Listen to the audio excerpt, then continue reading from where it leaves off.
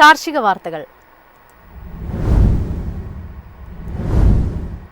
Rubber വിലയിൽ നേരിയ വർധനവ്. മൺസൂൺ പ്രതീക്ഷയിൽ കർഷകർ. സംസ്ഥാനത്ത് നാളികേര ഉൽപാദനം ചുരുങ്ങിയത് മില്ലുകളുടെ പ്രവർത്തനത്തെ ബാധിച്ചു. കുരുമുളകിന് അന്തർ സംസ്ഥാന ഡിമാൻഡ് മങ്ങി. സംസ്ഥാനത്ത് മഴ കനത്തെങ്കിലും ഒട്ടുമിക്ക റബ്ബർ തോട്ടങ്ങളിലും റെയിൻ ഗാർഡ് ഒരുക്കാൻ ഉൽപാദകർ ഉത്സാഹം കാണിച്ചില്ല. ഭാരിച്ച ചിലവുകൾ മുൻനിർത്തി വൻകിട തോട്ടങ്ങൾ താൽക്കാലികമായി വിട്ടുനിൽക്കുകയാണെങ്കിലും ജൂൺ ആദ്യ പകുതിയിലെ റബ്ബറിന്റെ വിപണി വില കൂടി കണക്കിലെടുത്ത് തോട്ടം മേഖല തീരുമാനത്തിൽ മാറ്റം വരുത്താനിടയുണ്ട്. ഉൽപാദന കേന്ദ്രങ്ങൾ റബ്ബറിന്റെ കരുതൽ ശേഖരം ചുരുങ്ങിയതിനാൽ സീസണിൽ ടാപ്പിംഗുമായി പരമാവധി മുന്നേറാമെന്ന നിലപാടിലാണ് ചെറുകിട കർഷകർ.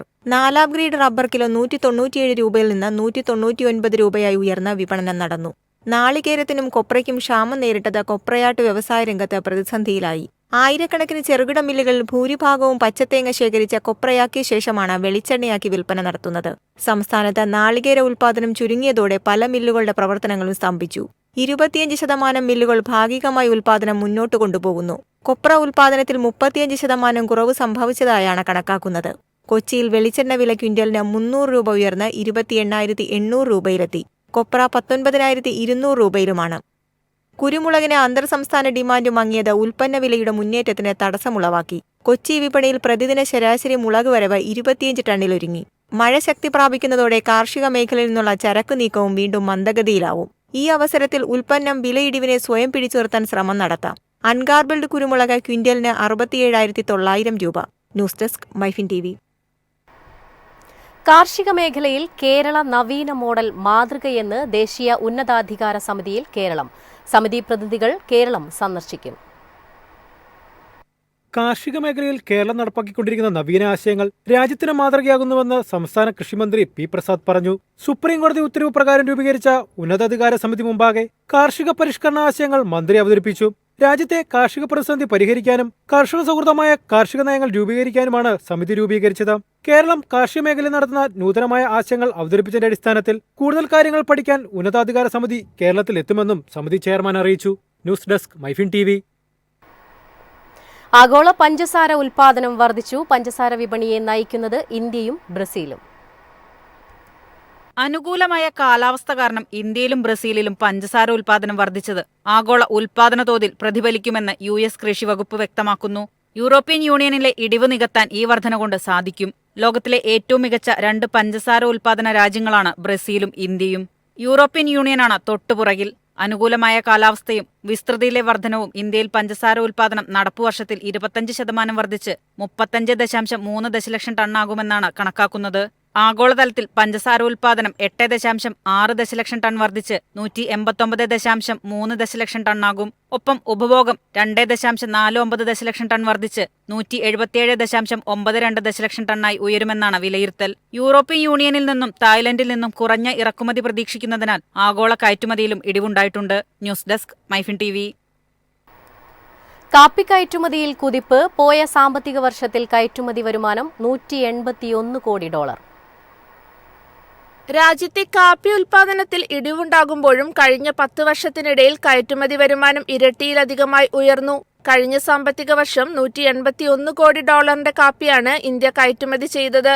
ഏകദേശം 15,500 കോടി രൂപ മൂല്യം വരും. 2014-15 സാമ്പത്തിക വർഷത്തിൽ ഇത് 5,142 കോടി രൂപയോളമാണ്. അന്താരാഷ്ട്ര ആഭ്യന്തര വിപണികളിൽ ആവശ്യമുയർന്നിട്ടും രാജ്യത്ത് കാപ്പിയുടെ ഉൽപാദനത്തിൽ കാര്യമായ വർധനയുണ്ടായിട്ടില്ല. 2014-15 സാമ്പത്തിക വർഷം 3.45 ലക്ഷം ടൺ കാപ്പിയാണ് ഇന്ത്യയിലെ ആകെ ഉൽപാദനം. കഴിഞ്ഞ സാമ്പത്തിക വർഷം ഇത് 3.52 ലക്ഷം ടൺ മാത്രമായാണ് ഉയർന്നത്. കഴിഞ്ഞ പതിറ്റാണ്ടിലായി സ്ഥിരതയില്ലാത്ത വർധനയാണ് ഇന്ത്യയിൽ നിന്നുള്ള കാപ്പി കയറ്റുമതിയിൽ ഉണ്ടായതെന്നാണ് വാണിജ്യ മന്ത്രാലയത്തിന്റെ കണക്കുകൾ. ഉൽപാദനത്തിൽ വർധനയില്ലെങ്കിലും ഇന്ത്യൻ കാപ്പിയുടെ മൂല്യത്തിലുണ്ടായ വർധനയാണ് കയറ്റുമതിയിലെ മികച്ച നേട്ടത്തിന് പിന്നിൽ. News desk Myfin TV. ആഗോള വിപണിയിൽ പിടിവിട്ട് താഴേക്ക് കൊക്കോ. വിനയായത് കൊക്കോ മിച്ചമാകുമെന്ന പ്രവചനം. ആഗോളതലത്തിൽ കൊക്കോ വിലയിൽ ഗണ്യമായ കുറവുണ്ടാകുമെന്ന പ്രവചനങ്ങളാണ് നിലവിലെ ഇടിവിന് കാരണമായത്. ഹ്രസ്വ ഇടത്തരം കാലയളവിൽ ആഗോള കൊക്കോ വിലയിൽ ക്രമാനുഗമമായ കുറവുണ്ടാകുമെന്നാണ് വിലയിരുത്തൽ. എന്നിരുന്നാലും 2023 മുമ്പുള്ളതിനേക്കാൾ ഉയർന്ന വില ലഭിക്കുമെന്നാണ് വിദഗ്ധരുടെ പക്ഷം. പ്രധാന ഉൽപാദന രാജ്യങ്ങളിലെ അമിത വിതരണം ആശങ്ക പരത്തുന്നുണ്ട്. ഘാന, ഐവറി കോസ്റ്റ് എന്നീ ഉൽപാദന രാജ്യങ്ങൾക്ക് പുറത്ത് കാപ്പി പ്രധാന കൃഷിയായി ഉയർന്നുവരുമെന്ന വിലയിരുത്തലാണ് വിപണിക്ക് വിനയാകുന്നത്. ആഗോള വിലയ്ക്ക് അനുസൃതമായി ഇന്ത്യയിലും ഉൽപ്പന്നത്തിന്റെ വില കുറഞ്ഞു. സഹകരണ സംഘം ഇപ്പോൾ 1 കിലോഗ്രാമിന് ഏകദേശം 450 ഉണങ്ങിയ കൊക്കോ വാങ്ങുന്നു. 2024 സീസണിൽ ഉണങ്ങിയ കൊക്കോയ്ക്ക് പരമാവധി 800 രൂപ വരെ വില ലഭിച്ചിരുന്നു. News desk Myfin TV. സമുദ്രോൽപ്പന്ന കയറ്റുമതി വികസന authority sea food expo Bharat സംഘടിപ്പിക്കുന്നു.